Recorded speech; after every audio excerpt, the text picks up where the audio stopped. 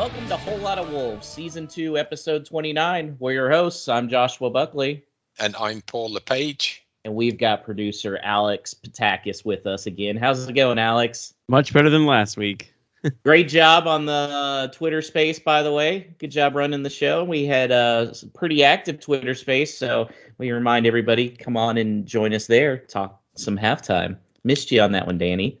And I need to bring in our guest, Danny from Baltimore Wolves. How's it going, Danny? That's right. Good to be back. Good to see you guys, Josh and Paul. I was sad to miss that one. I was actually out watching it with a group of Everton fans, so that was a little bit sweeter. Well, guys, what a week. This was fun. It was all doom and gloom last week, but now it's amazing what 2 games, 5 goals, and 6 points can do for us. And this has been a real statement to keep the dream of Europe alive. Ainori crossing towards the far post. Chiquinho will head it back. Neves, time to take a touch and a second, and then a little dig. Oh, it's a genius! That's incredible! Ruben Neves, he thinks therefore he plays, and he plays the game in a majestical fashion. He's such a special talent, and he scored a special goal, and it's another for the increasingly incredible collection. All right, Paul, I'll let you start. How sweet were those 2 wins? The nice little 4-0 drubbing against Watford and the 1-0 game against Everton. Yeah, 4-0. I've never watched a game with less stress. It was pretty much right from the off. It just seemed that we came up against them at perfectly the right time and got a early goal, and then one brought 2, and it just seemed from that point on we coasted really, which was great. And just for everything that happened with that Watford game and the comedy with Ben Foster, and just for Neves to put the icing on the cake with that goal towards the end, it was just amazing. So brilliant as all that went. And then you're wondering, well, if we've just stuck 4 past Watford, then surely we're going to come unstuck against Everton, who are horrendous. But no hangover really on Sunday. A little sluggish out the blocks. A lot of discontent I picked up on at the start in terms of formation and the rotation within the squad. I was quite looking forward to seeing Raul and Wang together as a 2 on Sunday, and that quickly got curtailed. So I think after that change happened, Podence got into the game more. Second half, it was like they flicked a switch and they played really well, and the formation suited us, and we could have gone on, I think, and hit them a little probably more, got a second, and again that could have opened up the floodgates to more goals. But I think as a professional performance, Sunday's was excellent, and as a body of work over those 2 games, so refreshing that we're able to put those sides towards the bottom of the league away, and we didn't have any worries doing it. So that stands us in good stead, I think, especially with some of the fixtures that we got coming up. If we can keep our momentum against beating those types of teams, then that's where we're going to get our points from. Annie, how glorious was that Watford game? It's rare that you get to see one of those. So rare that the last time we won 4-0, I don't know that I knew who Wolverhampton Wanderers were. I think it was back in 2011. But more than that, I mean, the performance was really great, even though obviously Watford were really poor. But it was just nice to see that every one of the goals sort of conformed to what we want to be trying to do. The one that probably least conforms to it is the first goal, which was just a bit of luck. They sort of botched a throw in, and then we sort of play us a little 1-2 into the box, and eventually Jimenez scores. But the other ones, I mean, the big Podence shot from outside of the box, that's from a press. The Ruben Neves one comes from a a huge build-up. Starts from a goal kick, Cody to Bali to Chiquinho, who comes in. Neves actually picks it up in our half and then plays up to Podence and finds himself in the box after it's been through 3 other players. It was wing back to wing back. And that's the way that the own goal was scored too, was wing back to wing back. So it was just nice to see the game plan working out. It's like they say, all football cliche alert, you can only beat the team that's put in front of you. So you mentioned Neves. What a spectacular week for him as well. He had that just spectacular goal. He also had the assist on the goal with Cody against Everton. I mean, the way he's playing right now is crazy. So this was this was against the Watford. He had 96% passing accuracy, 10 recovers, 107 touches, 20 long passes, which was the most by any Premier player this year, and 5 duels won. Just absolutely spectacular. Yeah, it's absurd. Just what do you think has led to him turning it to just a whole nother level we haven't seen yet? I think a lot of it comes from the assuredness at the back, being able to be a little bit freer and move about the pitch. Like I said, in the lead up to that goal, he picks it up. I think it's only 10 or 15 yards from our box, and then finds himself in a place to score that. And so that shows just how much freedom he has to go up and down the pitch wherever he needs to be. I think a lot of that comes from our defensive stability. Willy Bali came in after such a long absence and immediately put his mark on the game. And I think that's just that helps Neves in ways that you don't always see in the stats even. Paul, I know you're always going to have a special place in your heart for all the older Wolves players. But at this point, with the way Neves is playing, where is he falling along all-time Wolves performances here? He's getting well up there. And I'd say probably yesterday's 45 minutes, second half, was one, if not the most complete performances I've ever seen from a Wolves midfielder, which goes a long way, really. And it just seemed that yesterday he had everything about his game plus more, and even the recycling of the possession to end up putting a cross in from effectively the right wing. What was he doing there? So if he's adding all of that to his game and then bursting through the lines and being able to bring the ball out and everything what he did, it's amazing, and it really shows the player and the caliber of player that we've got on our hands, and his valuation's just adding the zeros on at the minute. So I don't think we're in a bad spot at all if it's we see his continued progression with us, or if this summer or next is the time when he departs. His value is just going through the roof at the moment. And isn't it funny, he's doing all of this walking on the tightrope of 9 yellow cards and facing a 2-match ban. So probably just jinxed him there, or get a booking within the first 10 minutes against Leeds. But hey ho, let's make hay while the sun shines with Neves' form at the moment. Yeah, it doesn't get cleared until it runs through the season, right?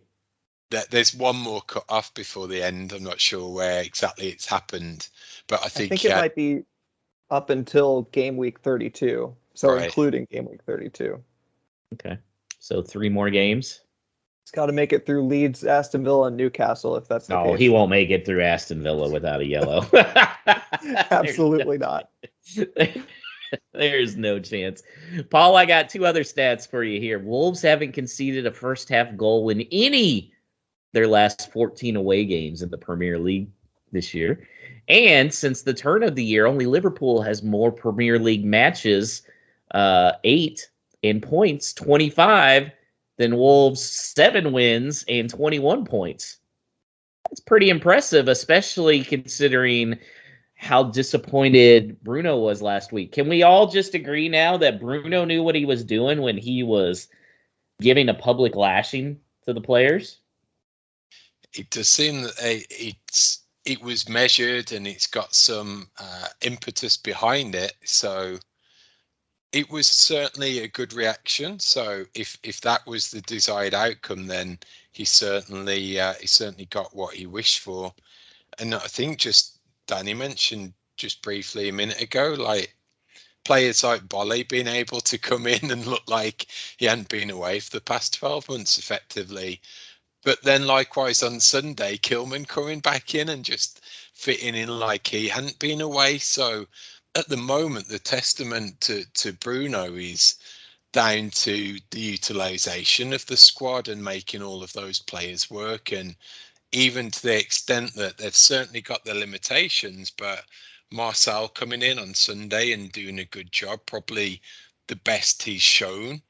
And certainly second half, obviously he's not the attacking threat that we get from out Nuri, but he didn't really put a foot wrong defensively. Dendoncker in a 3.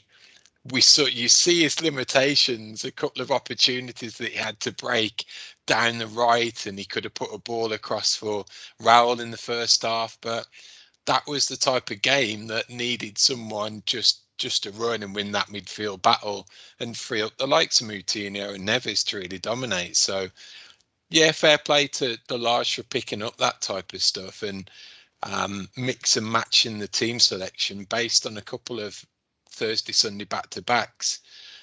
He got it right last week, and hope that's the same to come next season when it's Thursday, Sunday back-to-backs in the Europa League again. Okay, Danny, what are you feeling now with the Europa chances now after 2 big wins?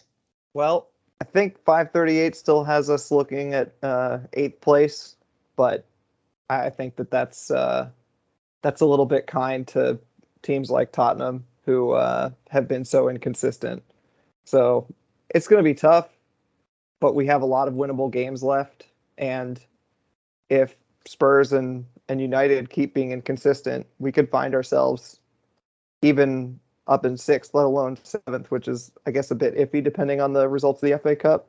But I think 6th is still very much a possibility. So I believe, but I'll be watching the remainder of the season with my fingers crossed. By the way, Paul, who talked you off the edge last week from finishing 10th to 12th? Yeah, just my crazy Wolves passion, and it only takes a couple of wins, and yeah, it's gone from glass half empty to overflowing with positivity of European football again. So you may know the answer to this, Paul, because you're a little more connected over there. Chelsea's obviously in a weird situation because, they tried to sell, but all the assets were frozen. Now there's talks that they may not be able to play the players through the year. If that happens and they can't play the players and the players refuse to play, what happens? Is it just that game that's forfeited, or is it more that's forfeited? Because that could play a really key role right now in Wolves moving up the standings. Yeah, it's unprecedented, so who knows? It's something that we've never seen before, and how it's tackled or how it's really done in any types of fairness. I don't know. So it's going to be a crazy dynamic, I think, to see how it all unfolds. And for it to happen in the space of a very short time, like instantly, you thought if he's looking to sell that quick that something might be on the cards, and then all of a sudden he's right up court, smack bang in the center of it all, and just the knock-on effects, not him as the owner, but all the way down the club in terms of losing sponsors and all of that stuff. It's just seems like a massive snowball that's building, and who knows how it's going to end. Yeah, I'm going to be interested because as we're racing towards potentially trying to finish 7th and 6th, obviously this week we have Leeds and then the international break. Then we have Aston Villa, rivalry game. We don't know. Good derby. Newcastle. Then what's interesting is when I was looking at the schedule is Manchester City. Obviously, you look at it and go, okay, well, they're going to be 1st or 2nd in the Premier League at the time. But did you know, Paul, that in the 6 days leading up to Wolves Manchester City has to play Liverpool and in the second leg of their Champions League quarterfinals. So we may be able to get a Man City team that isn't playing their top guys. I could see another run possible. Honestly, the one I'm more scared about than anything is Newcastle. Yeah, in terms of form teams, who'd have predicted that? So we do get excited about opportunities to get these higher places, and there's still a lot of football to be played when you break it all down like that, and the different permutations and different competitions. Certainly those top teams are still involved with.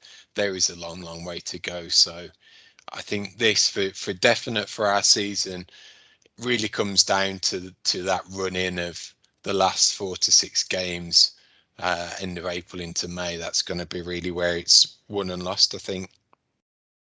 Danny, how impressive is Johnny right now? Coming back from that knee injury and putting the minutes. You said it. I mean, words fail me at this point because I was so worried. I mean, even when he came back the first time, I was worried, especially because where we were in the season, and it was just, we were struggling and we really needed him. But I knew that there was a big likelihood that he does something again, and that's exactly what happened. I think he was only with us for 8 games or something. And so when he comes back the second time, I mean, my feeling was we're perfectly good with Aït-Nouri and Marcel on that side. Let Johnny get a few minutes here and there. Let's look towards next season. But then all of a sudden, Semedo goes down injured, and then Hoover also goes down injured, and suddenly we only have one person who can play out there. But I mean, I've been incredibly impressed. He hasn't missed a step. I mean, I love Wolves posting on their social media that touch he took after that corner came back out to him, and the ball comes down from about 60 feet in the air, and he just controls it like it's nothing, like he's just on the training ground after practice.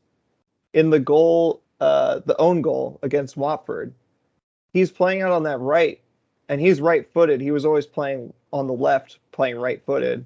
But then when he cuts in and sees Aït-Nouri, he chooses to cross with his left. And, I mean, he's just so versatile. I mean, you really can't underestimate how having a fit Johnny back in the squad completely boosts the options that we have. Yeah, I'd like to apologize to Johnny. I said last week he was cooked. He is not cooked. Not cooked at all. In fact, my hot take was cooked. That's what it was more likely.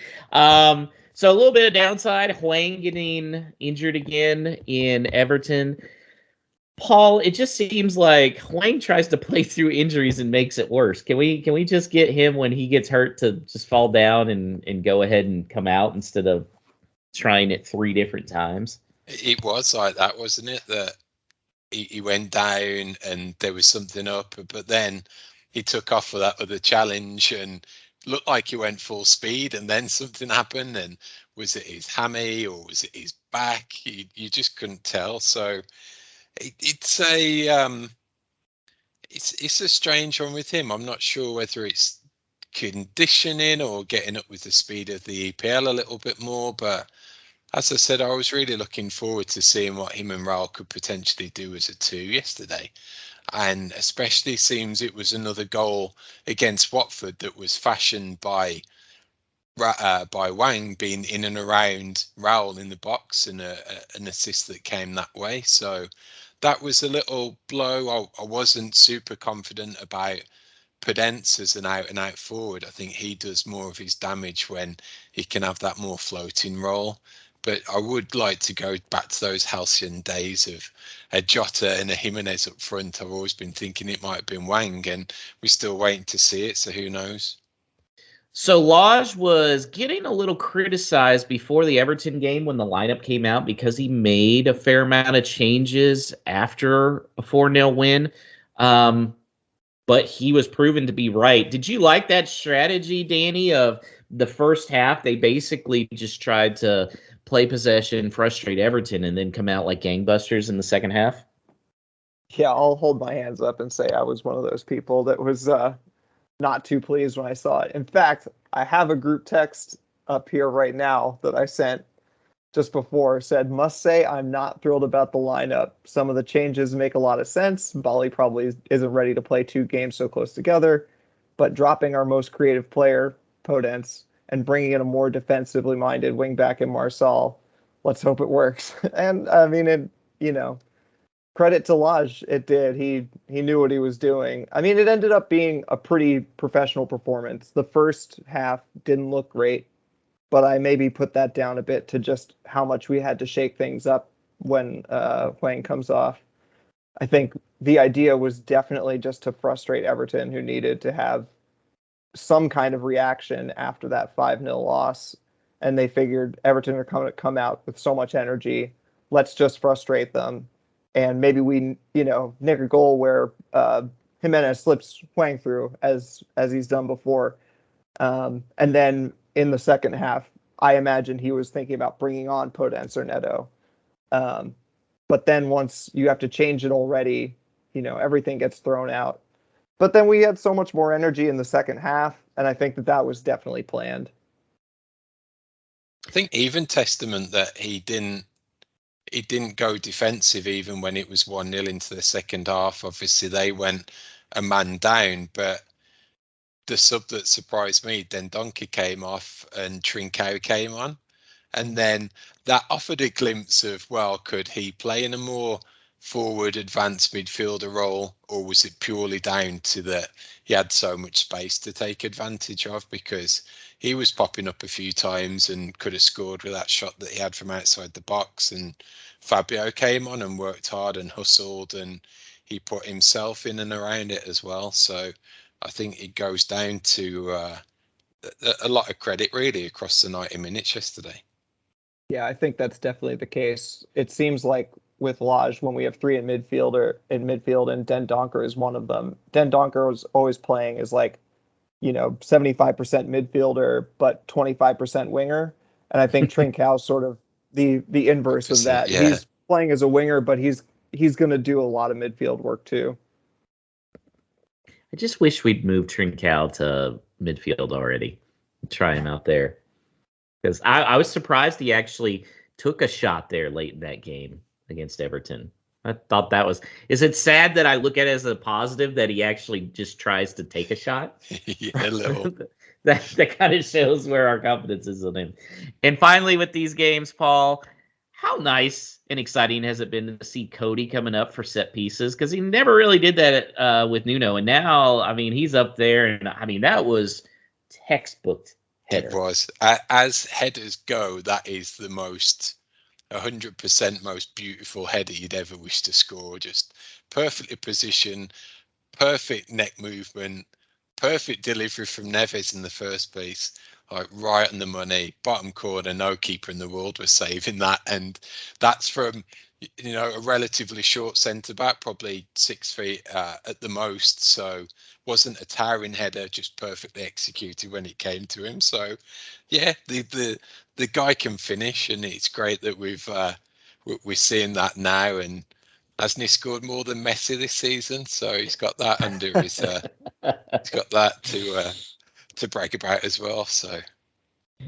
And if you guys didn't see the video after the game of Connor Cody going up to the boy with cancer and picking him up and getting the crowd to cheer for him, Danny, I know you're kind of a newer Wolves fan like I am. How just great is it to root for a team that has someone like Connor Cody as its captain? I feel a lot of pride as a Wolves fan that, there's some knuckleheads out there just like there are in any sport. And honestly, Connor Cody is just like the ultimate ambassador for Wolverhampton, I feel like. Yeah, I mean, you said it. I feel a lot of pride, even though I've never been to Wolverhampton, never, I've no connection to Liverpool. But I feel like I sort of lucked into it in a way. I fell in love with Wolves' style of play, and to a certain extent, Nuno's philosophy back then. But then, as the seasons unfolded and this sort of what was it that I guess it was Kevin Thelwell said, the no dickheads policy in recruiting. Yeah. From my sports background, that's always something I look for. I like teams that don't have huge egos and these characters that lift everyone else, because especially in soccer, I mean, it's almost the ultimate team sport, and you really can overperform if you have a team that's greater than the sum of its parts. So. And Paul, you're from Wolverhampton. How do you feel as a former resident there, somebody that grew up, just having Connor Cody represent the town? Just everything that he does, the way he comes across on the pitch, on camera, interviews, charity work, representing the club in all these different facets, it's fantastic. And having been able to do it on the international stage as well just fills everyone with pride. It's like an extension of Wolverhampton.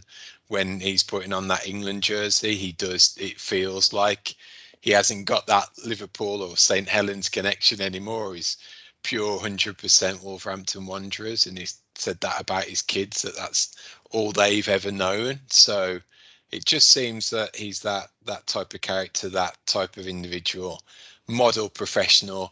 He's going to do wonders in the game when he finishes playing, be it in a coaching capacity, be it in a managerial capacity, even being in a commentary capacity. I could see him turning his hand to any of those things and thriving. So he really is. He's going to be a Wolves legend if he's not already. Agree. I'll call it. He's gonna wear the captain's armband at some point during the World Cup. It might only be the fifth or sixth game in the group stage, but Interesting. Actually, I could see that. I could definitely see that. One of those where they've already clinched in the group and moving on. Yeah, I could see that. Hopefully Kilman's lining up beside him, right? Let's hope. Well, the other big news was Pedro Neto signing a new contract on his birthday until 2027. Very big. Of course, then that left everybody to say, well, let's see if Kundal got a contract on his birthday and Neto got one in his birthday. Neves' birthday was on Sunday. We needed a contract. We didn't get one then. But we'll start off with Neto first. Paul, what do you think this means for the future of Pedro Neto at the club? And did this extension kind of surprise you? It did. It came out the blue somewhat to me, certainly. And I think as a reflection on where it sees us and him, I think it definitely locks us down for next season and just gives us a real good reassurance that he doesn't need to be rushed back. The spotlight's not going to be on him hugely. Obviously, he picked up a knot that ruled him out from Sunday's game. So things like that are going to happen when he's had this time out of the team. But I just think that the way he comes across, there's a lot of media speaking there, obviously, but he certainly seems like he feels at home in Wolverhampton, and he's got a great pedestal. So I think he can really kick on, and there could be so many positives with this team moving forwards if we achieve this goal this season of getting European football, investment in the right places. Having him as a starter, you've got like potentially another 40-50 million pound player that's going to be turning out each week, which is phenomenal. So it only suits us well for the next season or two beyond. We're certainly in a really good spot with him. Danny, how important is it that we get a Neves contract? And will you be worried this summer if he doesn't have a contract? Yes. The short answer is yes, I will be worried. You always think during the season that you're not going to worry too much about the next transfer window, and then it comes and you sit there watching your phone all the time. But yeah, it's incredibly important to tie him down. And I think it's going to happen. I think there was ample reason for us to suspect that there might be one on his birthday, given that Wayne got his deal on his birthday, and then, as you said, Neto got his on his birthday. But I do wonder if they're waiting to see if we get Europe. I mean, he's at that point in his career. I don't want him to leave in any capacity. I'd rather, we could give him a 10-year contract for all I care. He could stay there forever. But but I think he's going to be looking at moving up at least in his career, and he'd like that to be at Wolves, I imagine. But he also can't spend forever here if we're not achieving Europe at least some years. So I wouldn't be surprised if they're sort of waiting, or he's sort of waiting to see how the season pans out. Yeah, and lest we forget, he was the captain for Porto in the Champions League before he came to a championship Wolves team. So the tender age of 19, I think. Yeah. So he's got the taste. Paul, I know we've been joking as far as, and I'll ask you this question here in a minute. What body part or what would you give up to sign Weston McKennie? So for you, what would you give up to get Neves on a new 5-year contract with the knowledge of he won't be sold at all during that time? What testicles? Yeah. I got one kid. I'll let Jennifer know. I'm not using them anymore. There. Yeah, that ship sailed. The swim team's been retired. So yeah, that's my balls. Wow, that makes my kidney seem like a small sacrifice. Danny, I've been asking everybody to get Weston McKennie lined up beside Ruben Neves. What would you give up? Oof. It's not going to happen. I know this, but I'm still dreaming. Yeah, I might go. I might go left arm below the elbow. Okay. Wow. I'm left-handed, and that means a bit to me. So. Whoa. So I'm giving up a kidney. Wolfman Jeff is shaving his beard. You're giving up a left arm. What did Teddy say he was giving up? I can't remember. We'll have to go back and look at that. So yeah. So we got that going.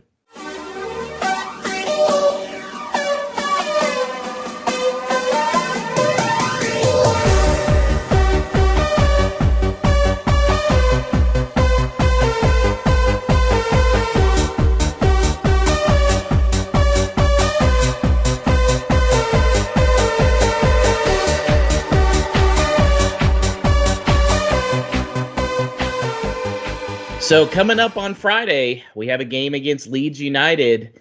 It's going to be at 3 p.m. Central kickoff due to our clocks going forward before the UK's. Which, Paul, I didn't realize the UK did daylight savings too. Yeah, no idea why it's different, and I'm sure they just sprung Sundays on us as well, because that appeared out of nowhere, and all of a sudden I lost an hour of sleep. So I'm not happy at all.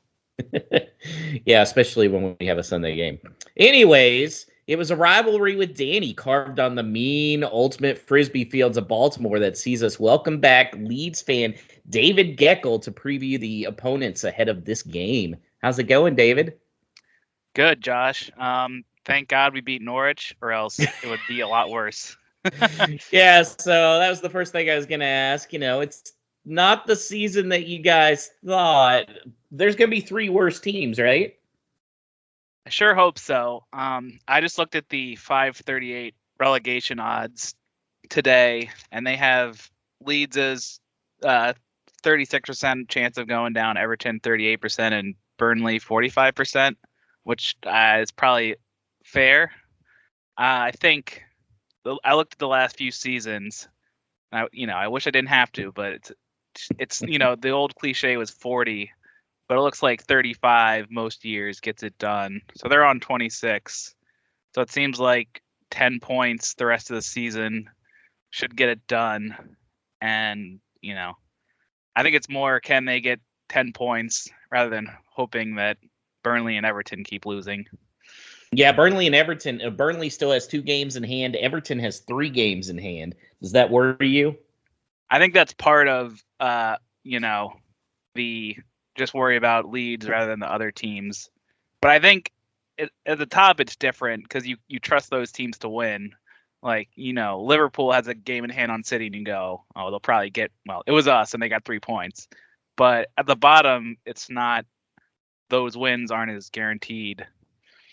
But yeah, definitely rooting for a Burnley-Everton draw when they make up that game. And, of course, of added interest for our American audience is the recent managerial change. Jesse Marsch is taking over. What's his first impression been like? So even before they fired Bielsa, you kind of think like eventually they would have to get someone new, and Jesse Marsch was kind of a guy I thought would fit in, even not even thinking about being American, just because of how kind of the Red Bull system plays, and they like to press and attack. But how it happened, I think Leeds fans were kind of shell shocked when they let Bielsa go, and they didn't sign anyone in January. But so far, I mean, he said all the right things, and I think he has a plan. I don't think we fully have got it all figured out yet. So Bielsa kind of played, the man marking, expand the pitch, and Jesse Marsch's system is very much kind of contract the pitch, and it's not a man-to-man press, but it's more of a zonal press. Use the sideline as a defender. Kind of keep a lot of players on one side of the pitch. So they've gotten burned a few times where there's been a switch and there's been absolutely no one. It's been like 1v1 on the other half of the field. So it could be a long day if Wolves can get that switch to Semedo going. But I think for the most part I'm happy with what Marsch is trying to do, and he said all the right things. And he's kept the team mostly the same. In terms of that team, David, what are you thinking lineup-wise, and particularly the danger men who we might be needing to keep an eye on? So I know the Red Bull system's kind of the 4-2-2-2, but I don't think Leeds really have the people to play that. So it's kind of, when they press, you can kind of see it, because they'll have two high strikers, and then they'll have the two attacking mids right behind, and then the two kind of holding midfielders. But in possession, I think they're still trying to use their width, because that's where most of the danger comes from, with Rafinha on the right. Dan James has kind of been playing as a false nine still, but I don't think that's really his best position. But they kind of have to play Rafinha, Dan James, and Harrison together. Rodrigo looked really good against Norwich after playing really terribly against Villa, but he came off with a knock on 60 minutes, and that's kind of when Norwich got into the game a little bit. Patrick Bamford, they've been easing into the lineup, so he started against Norwich, he played 45 minutes. He came on as a sub the game before and played 30 minutes. So I think if we could get the first half against Norwich, probably the best they've looked under Marsch, just because having that focal striker they haven't had since Bamford's been out. So if they can get 60 minutes of Bamford, that'll definitely help. It's still a bit of a question mark what Leeds exactly is going to do. But I mean, Rafinha is always the danger man, and I don't know, Bamford had a gilded edge chance at the weekend and totally fluffed it. So hopefully, as he gets back into playing shape, he'll put away his chances.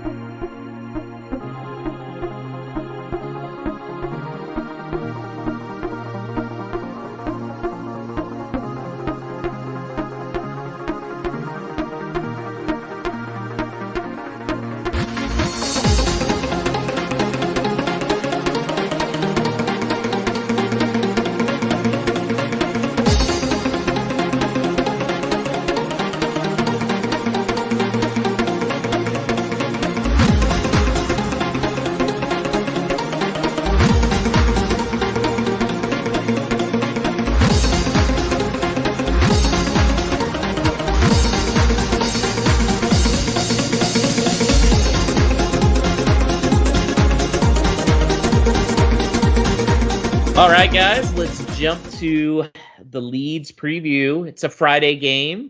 We'd like to thank your friend David for coming on and giving us a preview of Leeds. How competitive do those ultimate Frisbee games get, Danny?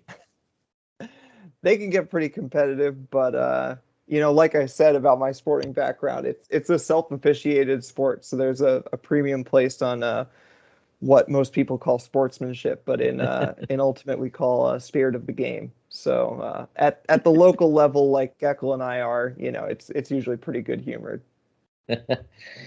Well, we already played Leeds once this year. Had a disappointing 1-1 draw where it honestly felt earned for Leeds because of the way they were attacking, got a late PK.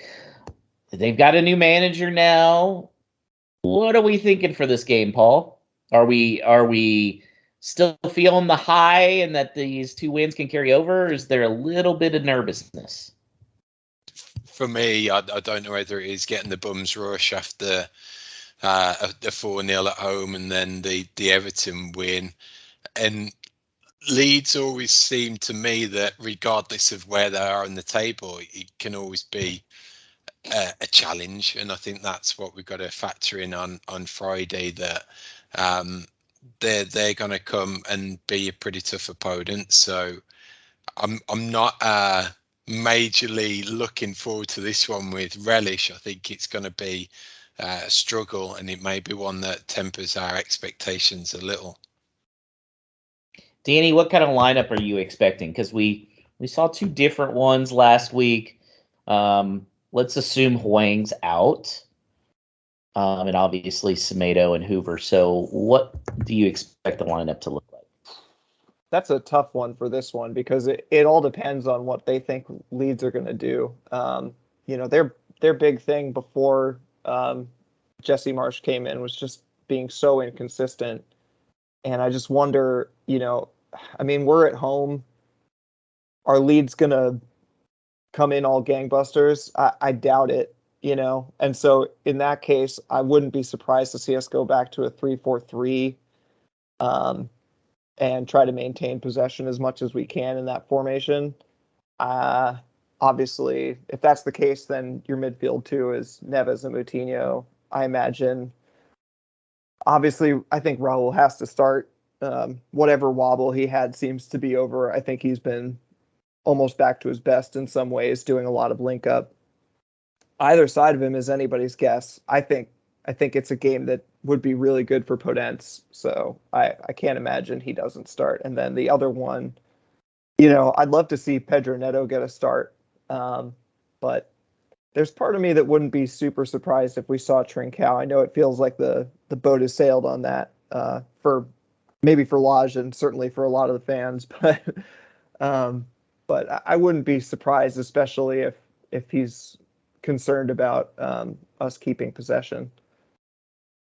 Paul is a Trincao stan, so he would be happy with that, right? Oh, well, I am, but I'm starting to wobble. So I've probably gone from one side of the fence that I'm barely hanging off the other at the moment. But I agree with Danny. I think it is one of those games that if they do switch formation, he probably comes in and starts with Podence on the other side. I think Neto comes off the bench again if he's fit.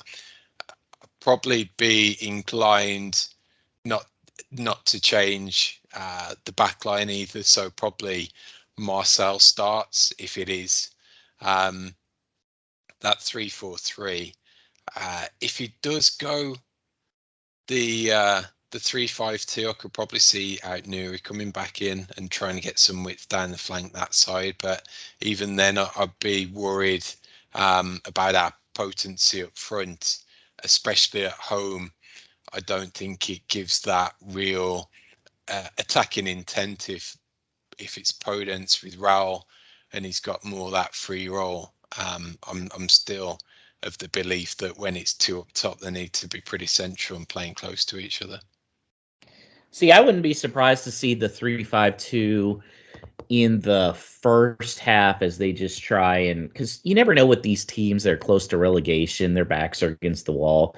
They could come out like Everton and Watford and look like stinkers, or they could come out really motivated, which I kind of expect Leeds to do. So I think they may go a little more defensive there in the first half and kind of like what they did with Everton, try and frustrate them a little bit. And then second half, you bring on Neto and see how it works. So I could see Podence and Raul playing up front, but then Podence in kind of that floater role. So not necessarily, because we've seen that a couple of times. So that's what I'm I'm kind of thinking. All right, predictions. Alex, I'm going to let you jump in here. What's your prediction? I'm also not that optimistic. I kind of share the Okay, never mind, sentiment Alex. You can turn it off then. I think we all come back down to earth a little bit with a 1-1 draw. Okay. Danny? Yeah, like I said, it's all about what Leeds shows up. I think, Jesse Marsch has had 3 games, 2 losses, and then that late winner. I just think their tails are going to be up. And even though they're away from home, I think you're right. They're going to come out in the first half, and we might try to contain them. So if they look as defensively shaky as they have sometimes, it could be another 4-0. But I think more likely is that it's going to be much more cagey. It's going to be like the last time we played them. I think 1-1's not a bad choice. I'll go slightly optimistic and say 2-1 to the Wolves. Okay. Paul? Alex stole my 1-1, so I'm going 0-0. I don't want these weekday afternoon games that are 0-0. Besides, I'm the 0-0 guy. Remember, Paul? But no, I think they're going to frustrate Leeds. I think second half, they're going to kind of come out like they did against Everton. I think they'll get a goal early in the second half and then another one late. So I'm going to say 2-0. Feeling frisky.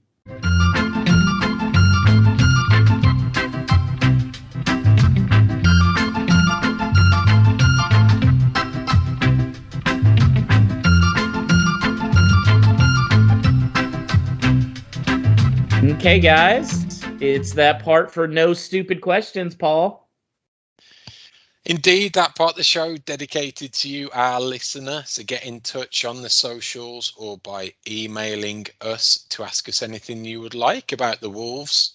We'll read it out and answer it during this portion of the show. And Brian Donnelly has been in touch by emailing hello@wholelotofwolves and has done just that. He's got 2 questions. He asks, firstly, if you pulled a howler like Ben Foster did on that Podence goal in a Sunday League team, how long do you think it would take before your friends stop making fun of you about it? I've probably been there and done that, so I could take probably at least till the end of the season and if not beyond.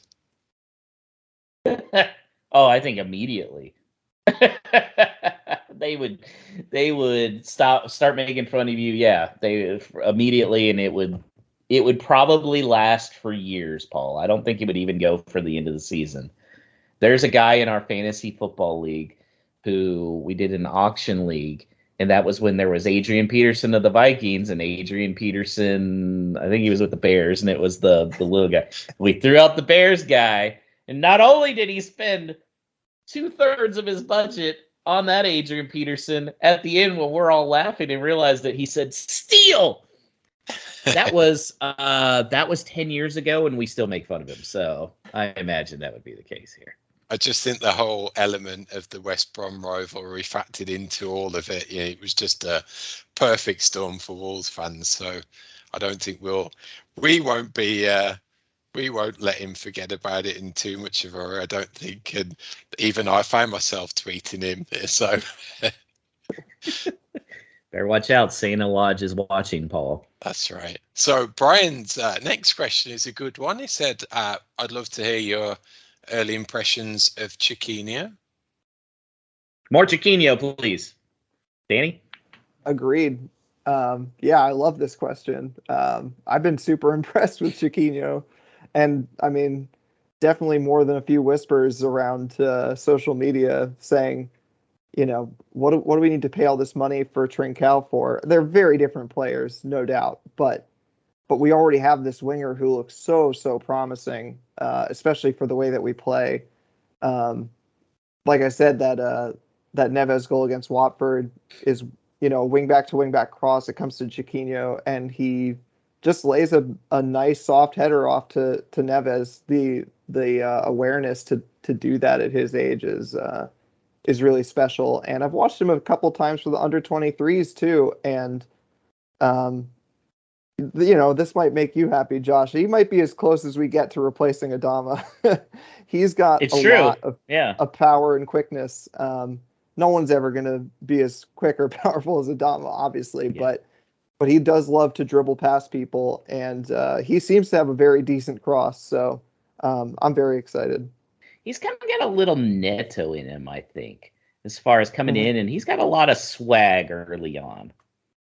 I think Definitely. just Danny mentioning that header though, and how thought out it was to set Neves up like that. And I didn't watch the game repeated in full, but I went back and watched the extended highlights.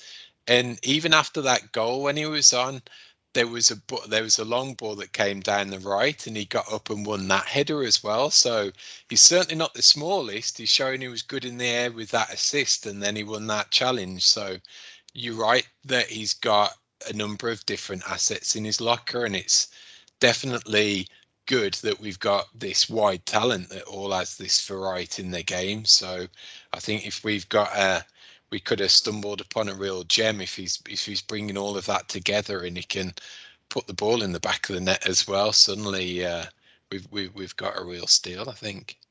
Yeah, I mean, I waxed lyrical about Neves in the lead up to that goal, starting so deep and then getting all the way up there to score it.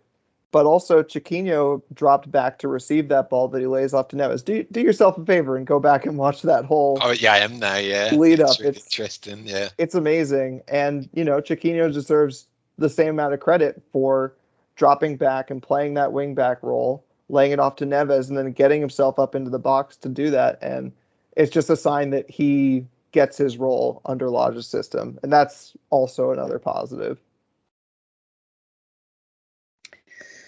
Well, Paul, Santa Lodge delivered us an early Christmas present because John Percy came out today from the Daily Telegraph and said the Wolves are coming to the USA this summer. yeah. How exciting is this, guys? And of course, in typical Wolves online fashion, we went from being super excited to all of us arguing amongst ourselves on where they should go this summer.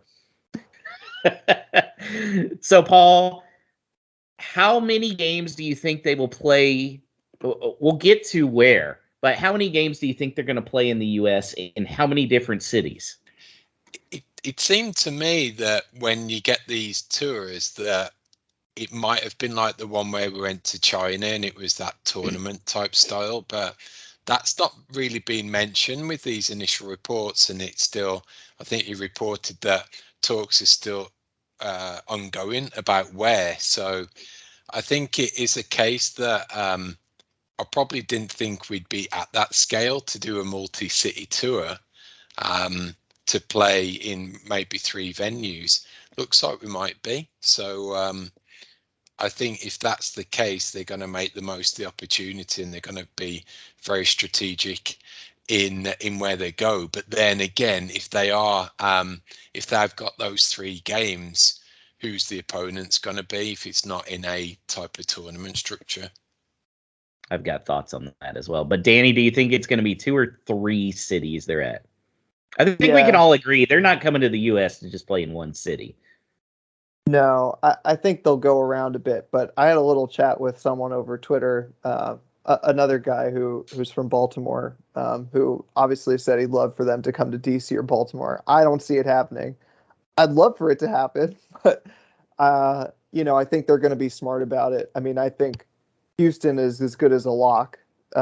Especially if it's early enough before Liga MX starts, they could do a preseason game with Club America. That would be sort of the Danny, you're standard. stealing my thunder. Yeah, absolutely. Absolutely. I think it is going to be Mexican teams that they play. I think we can all agree LA is a shoe-in. They'll get one of the games. Hopefully Houston does. I could see maybe Dallas instead of Houston, but I think Houston will, just because of our large Mexican fan base. And let's be honest, they're coming over here because of Raul Jimenez. They're not coming over here for us, all right? They're coming over here for all the Mexican fans, because that's who's going to be buying the tickets. Of course, we're going to buy the tickets and we're going to travel, but as far as like in the city, that's who it's going to be from. So then we look at if they're going to do a third game. I know Nate from Football Neophyte podcast was saying San Francisco which is an interesting choice. And he mentioned because of the Korean population there. Florida's a possibility as well. Chris Wood, I'm sorry, buddy. I love you, but they're not coming to Columbus. There's a reason the U.S. Always plays Mexico and Columbus, and that's exactly why Wolves are not coming there. So I'd say the third city probably going to be San Francisco, Dallas, maybe Miami. What do you think, Paul? Possibly. It seems like where is there even a potential for the MLS All-Stars game of Wolves at that level to take that? I don't think they're at game? that level. Yeah. So yeah, it's gonna be. I'm excited. I don't care. I'm gonna. Hopefully, it's in Houston, but I'm gonna go wherever. But yeah, it's just. It blows my imagination that here I am in a different country, and then I'm looking at my old team possibly coming over to tour, which never in my wildest dreams would I have imagined. So it's a win-win for me. Well, you can thank Raul Jimenez for sure. What do you think, Danny? Where's the third city going to be? Are they going to maybe throw New York into the mix?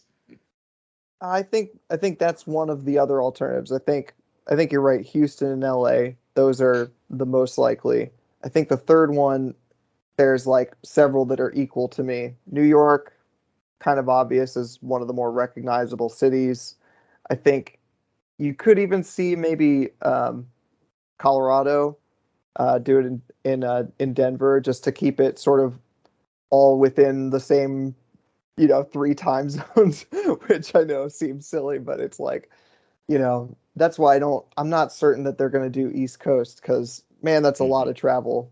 It is. I mean, maybe. I think one thing we might have overlooked up to this point was the possibility of Chicago, because obviously they had that Peak Six, not acquisition, but investment. I know it's not an out-and-out investment, but you've got that link up with the Chicago-based company. You've got their first formal roots with a developmental team in Chicago, so maybe that's a central city that could offer an option. Again, they've got a MLS franchise there, so they've obviously got a facility for it, so that could be one that's that no one's really mentioned yet, but could be a possibility. Yeah, I think a large part of it's going to depend on who they're playing as well. I think ideally they're going to play Mexican teams. I think, like you said, Club America, I think that's a no-brainer because with it being Raul's old team.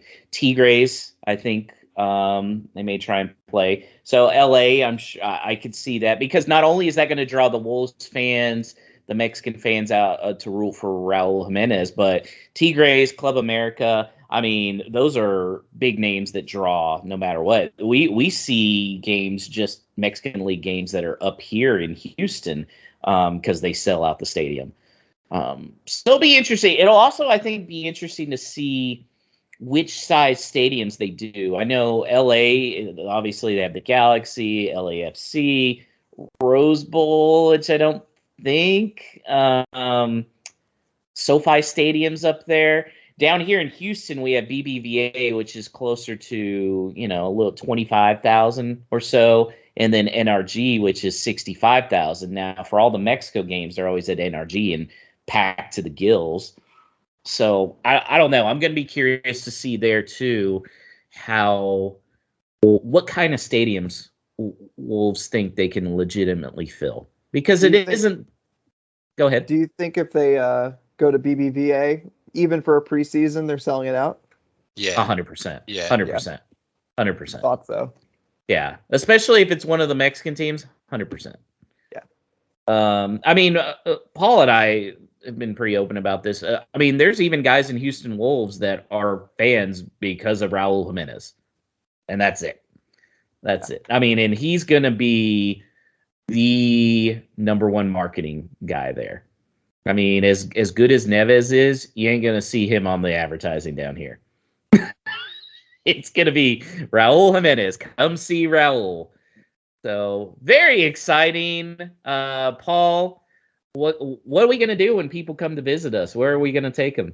We can't take him to the rodeo. The rodeo's going to be down. Yeah, sorry, John Burkhart, but you'll have to come back. But there'll be no rodeo in the summer. But it's definitely barbecue all the way. So I think we get to share the culinary delights of Texas barbecue and a nice cold beer out in the patio. Because guys, it's going to be pretty hot. It will be hot. And yeah, we'll definitely get Dos Equis, because that is the Mexican beer of choice, Mexican cerveza down here of choice. So looking forward to it. Hopefully we're hosting some people. Maybe I can get a few of you guys to crash on my couch. So we'll see. Yeah, how many couches you got? I got a big couch. I mean, it depends how close you want to get to, like, Wolfman Jeff and Dan John. Let's see. Wolfman's got his. He's got the RV. Camper, that's so, right. Yeah, so he's fine. He can park in my driveway. That's what he'd do. I expect to see a lot of turnout in Houston if it happens, and I think we'll go to LA as well, right, Paul? Yeah. It's gonna be great, and just like again, the whole. Who'd have even thought that one little club from England's going to bring all these people together, these strangers off the internet that you swap messages with or appear on this crazy little podcast. All of a sudden, you're sharing that beer with them and supporting this team all together. So again, it's another world. I'm sometimes think living in a parallel reality of Wolverhampton Wanderers support when we're stuck in League One, but that's where we are right now. Yeah, I'm looking forward to it. A whole lot of Wolves up. Maybe we'll do a live episode. Try live, yeah. Live stream, but we have to turn it on after we're like 4 beers in. Explicit content for sure. Yeah. And we have to try and use your connections to see if we can get Connor Cody to make an appearance. Yeah. Paul's like, yeah, right. Good for it. He might do it. He might. We'll lay the groundwork. So, but we will keep you guys up to date on that. Just follow our Twitter accounts. I'm sure as soon as the news is out, we'll be tweeting like crazy. And Paul and I will talk and figure out what kind of cool stuff we're going to do in Houston when you guys come and visit. So looking forward to it. All right, Danny, a final reminder for listeners on how to connect with you and Baltimore Wolves and where to watch the games. Yeah, obviously you can find me on Twitter at Baltimore Wolves. We're still trying to get a little more organized, but we've watched games at both Five and Dime in Hamden and also Chuck's Trading Post, which is also in Hamden. But we're still looking for a regular spot, so get in touch.